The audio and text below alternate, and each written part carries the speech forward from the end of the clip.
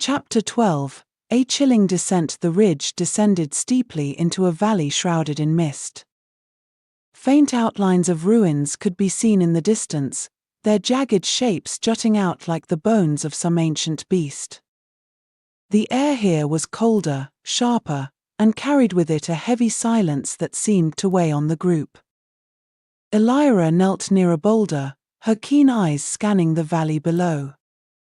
"It looks abandoned," she said quietly, though her tone carried a note of caution. "But I wouldn't count on it staying that way." Jax tightened his grip on the shard. Its light was faint now, more subdued, as if sensing the need for stealth. He nodded to Elyra.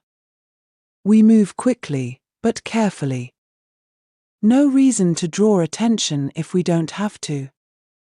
Shadow growled low, his ears twitching as he took a step ahead. He crouched slightly, his movements more deliberate, and his glowing eyes scanned the shadows as if expecting something to emerge. The wolf's movements were fluid and deliberate, his senses heightened by the uneasy stillness of the landscape. Selene followed closely behind, her hands glowing faintly with residual energy, ready to cast a spell at a moment's notice. The descent was treacherous. Loose rocks shifted underfoot, threatening to send them tumbling into the valley below. Thorne leaned heavily on his staff, using it to steady himself as he picked his way down the narrow path. "We're exposed out here," he muttered, his breath fogging in the cold air. "If something's watching us, we'll have no warning." "We'll just have to hope they're blind," Elyra said dryly, though she notched an arrow just in case. The string was taut against her fingers, ready to release at the first sign of movement. The valley floor was littered with debris, shards of broken stone, shattered statues, and remnants of what might once have been pathways. The ground felt strangely uneven, as if it had been churned up by something large and heavy. Shadow sniffed the air, his hackles rising as a low growl escaped his throat. "Something's wrong," Selene whispered, her violet eyes scanning the ruins. "There's a residue of magic here. It's faint, but it's not natural. Not even ancient. It feels twisted." Jax stepped forward, the shard's light casting long, flickering shadows across the broken ground. The glow made the shattered stone glimmer faintly, and the shifting shadows appeared almost alive, writhing with each step he took. He held it higher, its faint glow illuminating more of the surroundings. "We'll find out soon enough," he said. "Just stay alert." As they moved deeper into the valley, the sense of foreboding grew stronger. The mist thickened, swirling around their legs and obscuring the path ahead. Every sound, each shifting stone, every crunch of gravel, seemed amplified in the oppressive silence. Elyra paused suddenly, raising her hand. Her eyes darted toward every shadow, her expression tense and alert as if bracing for something to emerge. Shadow stopped beside her, his body rigid. "Something moved," she said softly. "Just there, in the ruins." Jax scanned the direction she indicated, but saw only shadows. "Could be nothing. Could be a trick of the light. Or it could be a trap," Thorne said grimly. They advanced cautiously, weapons ready and spells prepared.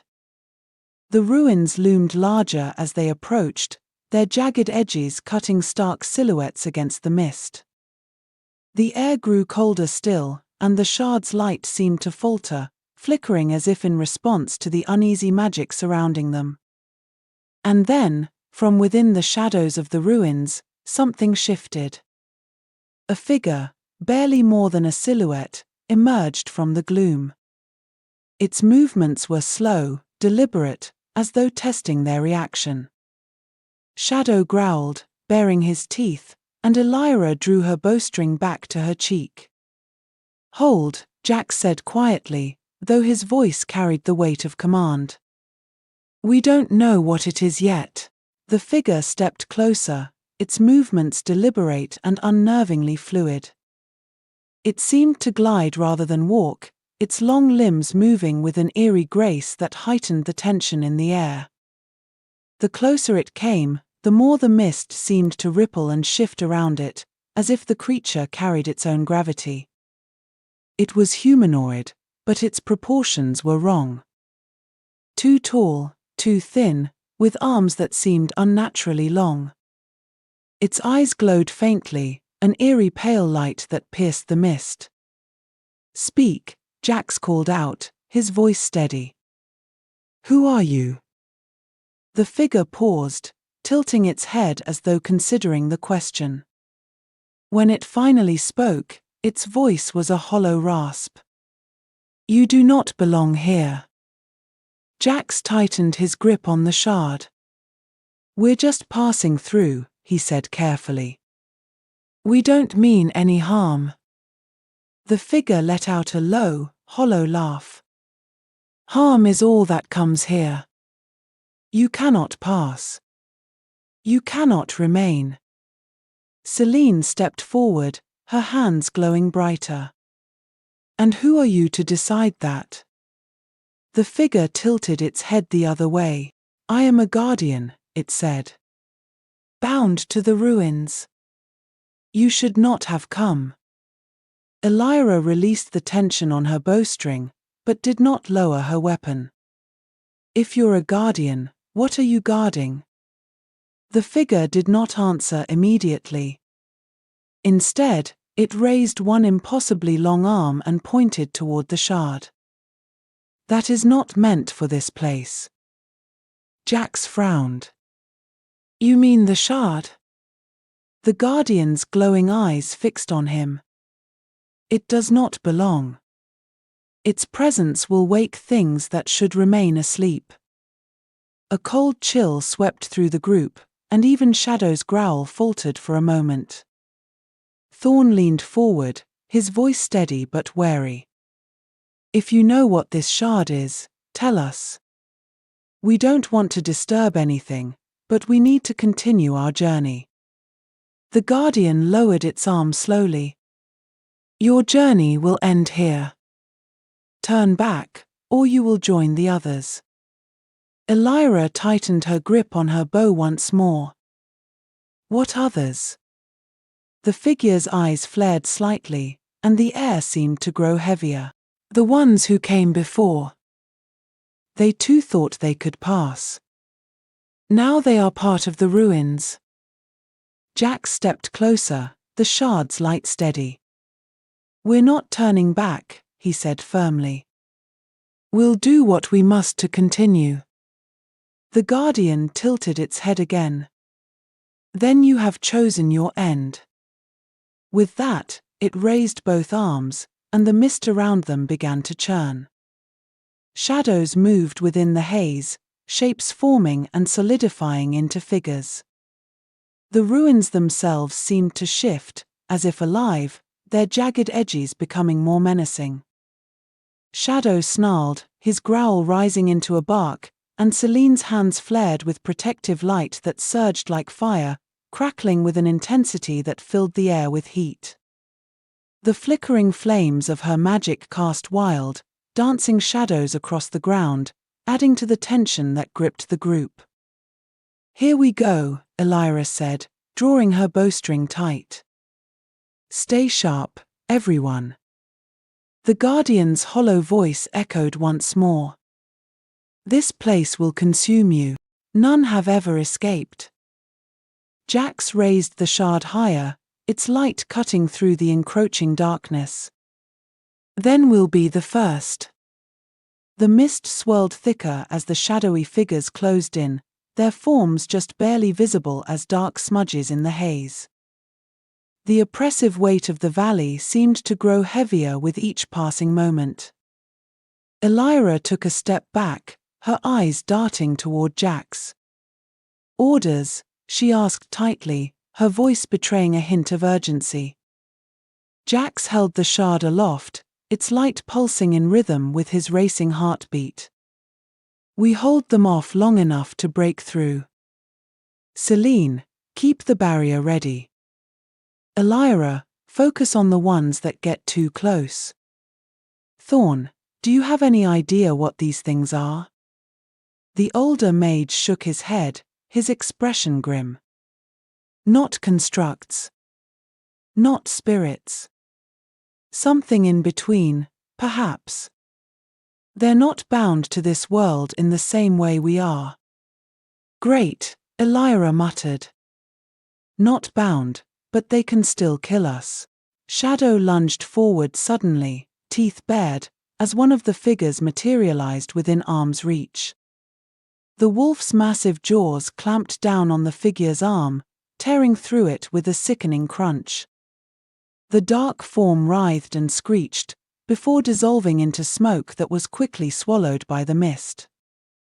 That's one, Selene said, stepping up beside Jax. Her hands glowed with a vibrant, violet light, and a shield formed in front of them, shimmering faintly as it held back another approaching shadow. I'll keep this up as long as I can, but these things aren't waiting around. They're pressing us toward the ruins. Jax nodded. We move toward the ruins. If that guardian was trying to keep us away from them, there's a reason. Let's see what they're hiding. Elyra frowned but didn't argue. She loosed an arrow that pierced the center of another shadowy form, the bright projectile illuminating the mist for a brief moment before the figure vanished. You're playing their game, Thorne said, his voice low. What if this is exactly what they want? Driving us deeper into their territory? And what choice do we have? Jax replied, his gaze steady. We can't stay here. We can't go back. The only way out and the only way forward is through them. He raised the shard higher, its golden light pushing back the edges of the encroaching mist. The shadows hesitated, as though sensing the power within the shard, but they didn't retreat. Instead, they shifted, reforming into larger, more defined shapes. Where once there had been amorphous figures, now there were creatures with jagged claws, gaping maws, and glowing eyes that shone like coals in the darkness. Selene's shield flared brighter as another wave of energy slammed into it. I can't hold this forever, Jax, she shouted over the sound of crackling magic. Whatever these things are, they're draining my strength. Thorne joined her, raising his staff and murmuring a low chant. His tone was low and steady, his expression one of focused determination as he channeled the spell's energy. A second barrier formed behind hers, doubling their protection but clearly taxing the older mage. His breath came in short gasps, and beads of sweat formed on his brow despite the chill in the air. We have to break through now. Elyra called out, firing another arrow. This time, the projectile split into 3 glowing streaks, each finding its mark. The figures screamed, their shapes collapsing into smoky wisps, but for every one that fell, 2 more seemed to take its place. Shadow darted forward, his sleek form a blur as he leapt at one of the more solid creatures. His claws raked across its shadowy hide, and his fangs sank deep, but the creature didn't dissipate as easily as the others. Instead, it lashed out with an appendage that seemed to shift and stretch like liquid darkness, striking Shadow's flank and sending him tumbling. He landed on his feet, growling and readying another attack. Shadow, back! Elyra ordered. She loosed another arrow, this one trailing a line of silvery light. It struck the creature that had hit Shadow, and this time it let out a shuddering cry before finally dissolving. They're learning, Thorne said grimly. Adapting to us. Then we have to stay ahead of them, Jax said. He turned to Selene. When I move, drop the shield and follow me. Elyra, Thorne, cover us. Shadow, stick close to Selene. What's the plan? Elyra asked, not taking her eyes off the advancing figures. We make for the center of the ruins, Jax replied. If we find the source of this magic, we end it. That's not a plan, Thorne muttered. That's a gamble. It's all we've got, Jax said. He glanced at Selene. Ready? She nodded, her hands trembling slightly from the effort of holding the shield. Ready. On 3, Jax said. 1, 2, 3. Selene let the shield drop, and Jax surged forward, the shard blazing in his hand. Its light carved a path through the mist, forcing the creatures to recoil, if only momentarily. Elyra and Thorne followed close behind, loosing arrows and spells to keep the shadows at bay. Shadow bounded after them, his movements sharp and precise, his growls echoing in the cold, heavy air. The ruins rose before them, jagged spires of stone that seemed to twist unnaturally toward the sky. The air grew heavier, pressing against their skin with an almost tangible weight, and a faint vibration emanated from the ruins, setting their teeth on edge. The mist grew thicker the closer they got, but the shard's light kept it from fully enveloping them. Jax pushed forward, his steps firm despite the uneven ground. Behind them, the shadowy figures regrouped, their movements more coordinated now. They circled around, cutting off the group's retreat. Elyra turned and loosed a volley of arrows, each one glowing brighter than the last. Thorne muttered another incantation, and a wave of golden light surged outward, scattering the nearest creatures like smoke in the wind. Keep moving, Jax shouted. We're almost there. The group reached the outer edge of the ruins, stepping onto what remained of an ancient stone platform. The stone was cracked and weathered, its surface marked by faint glowing runes that pulsed softly in time with the shard's light. The air around it felt charged, as if the platform itself carried a lingering echo of long-forgotten power. In the center stood a massive obelisk, cracked and worn with age, yet still emanating a faint, dark glow that pulsed rhythmically, casting eerie reflections on the surrounding ruins.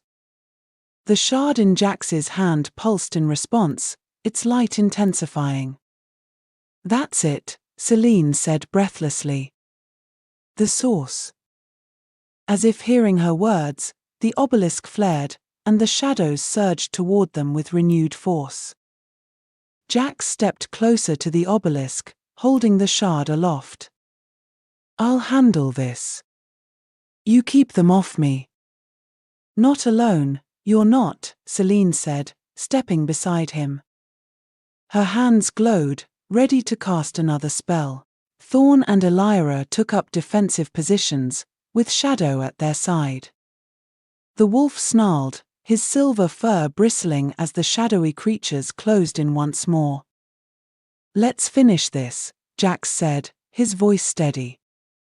He placed the shard against the obelisk, and the ruins erupted in light and sound as the final battle began.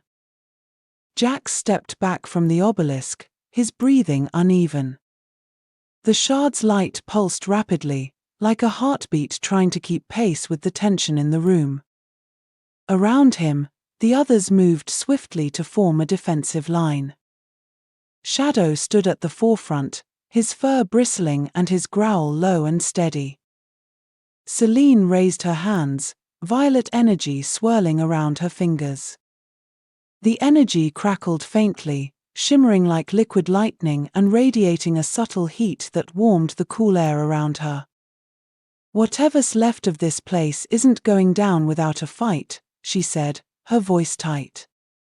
Elyra, standing just behind Shadow, drew another arrow from her quiver. The glowing arrowhead cast faint sparks as she knocked it to her bow.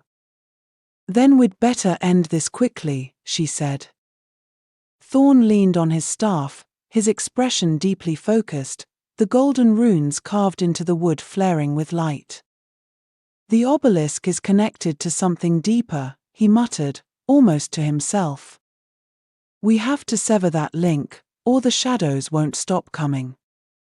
Jax nodded, his grip tightening on the shard. Selene, can you break the connection? She hesitated, glancing at the obelisk.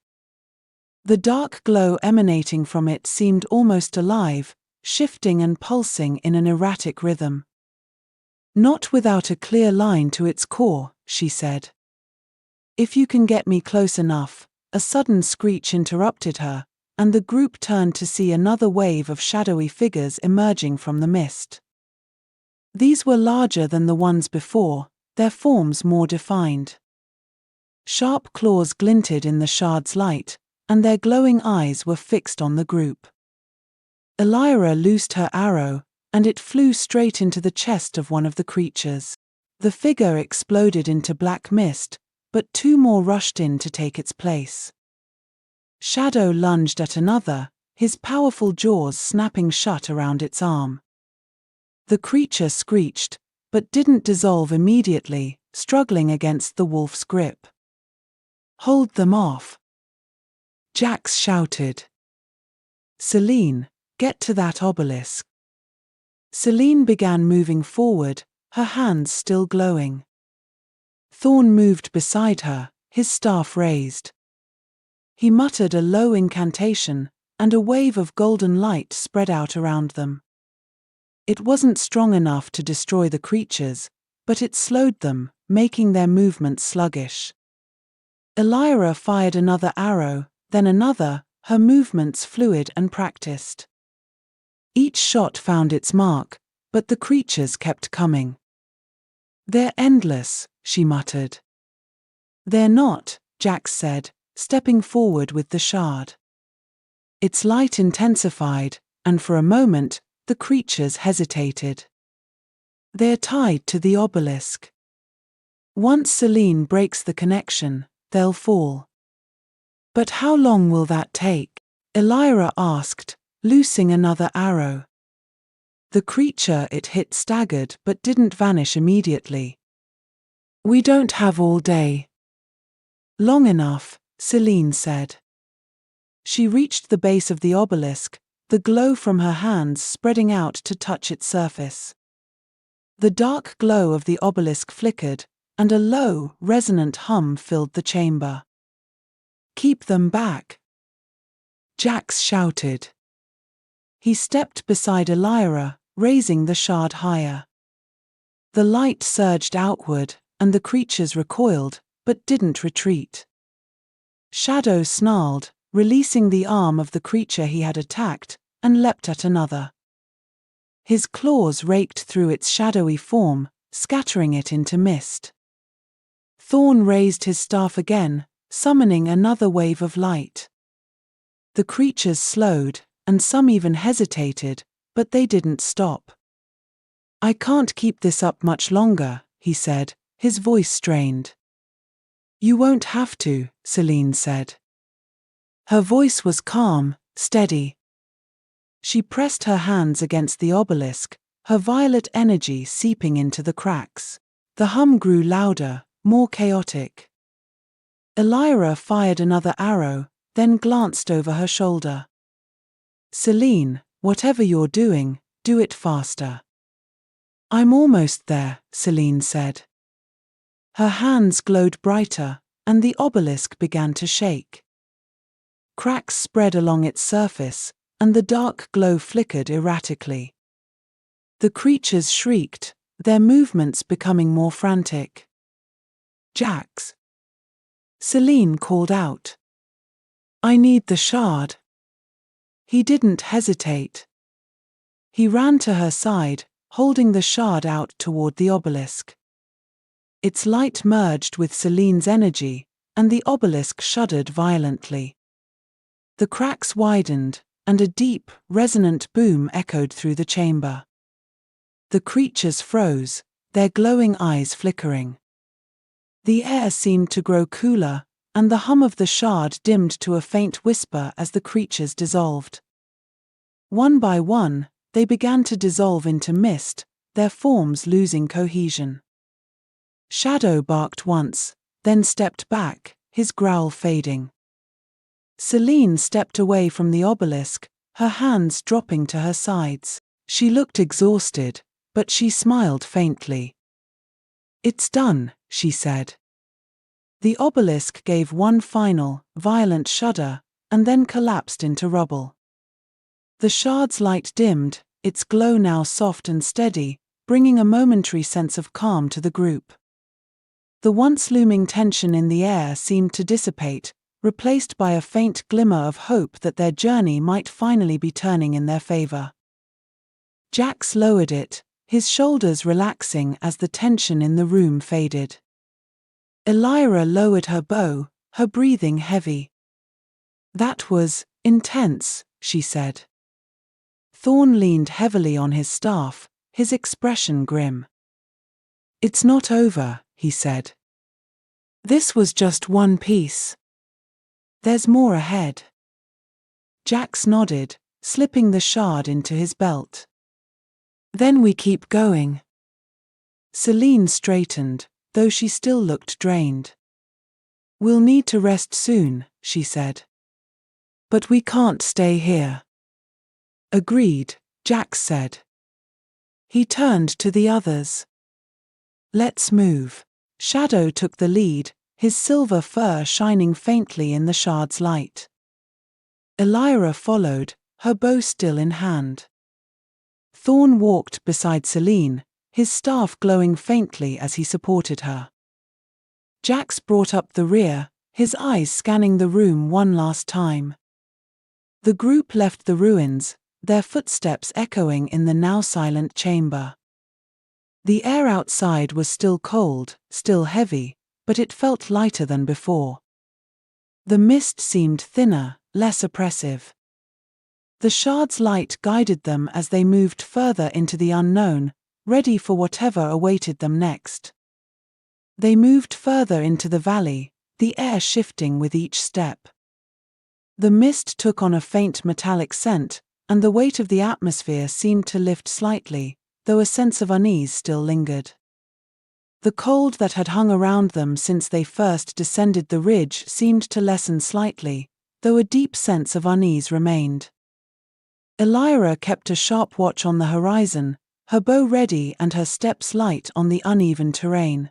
Shadow stayed close, his growls now a soft rumble, as though he sensed that danger had not yet fully passed. Jax walked in the middle of the group, his eyes fixed on the shard now secure at his side. Its light pulsed with a steady rhythm, slower now, almost calming. Selene glanced at it as she walked beside him. "The shard's changed," she said quietly. "It feels quieter. Like it's resting." "It's done a lot," Jax replied. He looked at Selene. "How are you holding up?"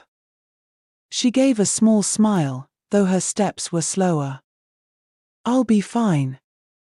I just need a real rest. A safe place to stop, even for a little while." Thorne's voice came from behind them. "Safe places are rare in these lands," he said. "But if we keep heading east, there's a chance we'll find something." The ruins were the epicenter, but not the only fragment of power. "We might find a shelter close to the next piece." Elyra paused on a ridge overlooking another stretch of the valley. She pointed with her bow. "There's something there," she said. "A structure. It's hard to make out, but it looks intact." Shadow trotted ahead, his ears swiveling. He sniffed the air and then turned back, his expression calm but watchful. Jax moved to Elyra's side, squinting into the distance. The structure was faint, a dark silhouette against the pale mist that still hung low to the ground. "It might be shelter," Jax said. "But we should be cautious." Whatever it is, it's close enough to these ruins to have been touched by the same magic. Elyra nodded. We approach carefully. I'll scout ahead with Shadow. No, Jax said. We stay together. If it's safe, we'll all see it. If it's not, we need to face it as a group. Thorne rested his staff against his shoulder and adjusted his heavy cloak. We've already faced enough surprises. I'm with Jax. Let's approach together. Selene looked down at her hands, faint traces of violet energy still flickering around her fingertips. If it's anything like the obelisk, I should be able to sense it before we're too close. Let's move. The group descended carefully into the next stretch of valley. The terrain grew less jagged, the rocky outcrops giving way to smoother, weathered stone. The path narrowed, forcing them to walk single file, with Shadow leading and Jax bringing up the rear. As they drew closer, the structure became clearer, a small, dome-like building made off-weathered stone. Its edges were rounded, and faint patterns of what might have been ancient inscriptions covered its surface. The shard's glow reflected off these carvings, casting flickering shadows that made the markings appear to shift and change. Selene held out her hand, stopping the group just short of the building. There's a barrier, she said quietly. Her voice was steady, but the flickering light of the shard betrayed the faint tension in her features. What kind of barrier? Jax asked, stepping closer. Selene shook her head. It's subtle. Not something meant to keep people out, exactly. More like a filter, like it's testing what comes through. Testing for what? Elyra asked, her bow still raised. I'm not sure, Selene replied. She let her hand hover over the surface of the invisible boundary. A faint ripple spread outward, golden and violet hues intertwining like threads. But it's tied to the shard. Can we pass through it safely? Thorne asked, leaning on his staff. I think so, Selene said. But be ready. I don't know what's on the other side. Jax stepped forward first, holding the shard in front of him. The moment it touched the barrier, the ripple effect intensified. The glowing lines on the dome's surface flared brightly, illuminating the entire structure for a brief moment. Then, the light receded, and the barrier vanished.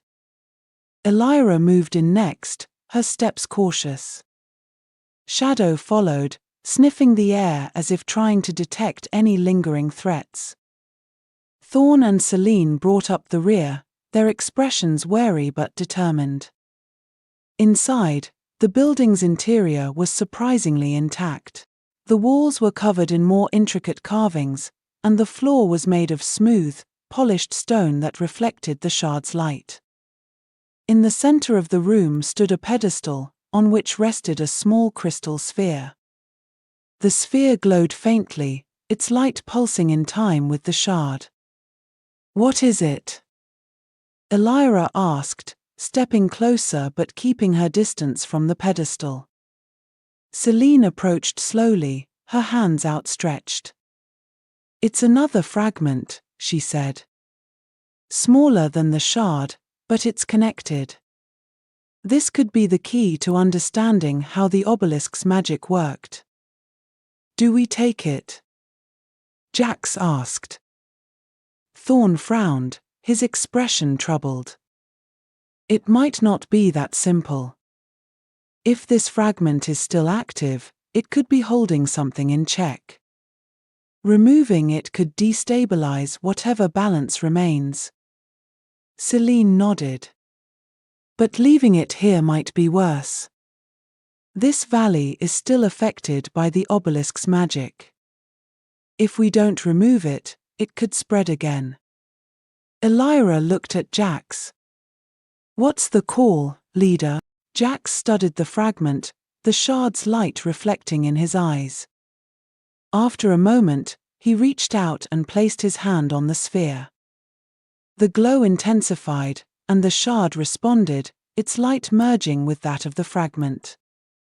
For a heartbeat, the room was filled with a blinding light. The walls seemed to tremble, and a low hum filled the air.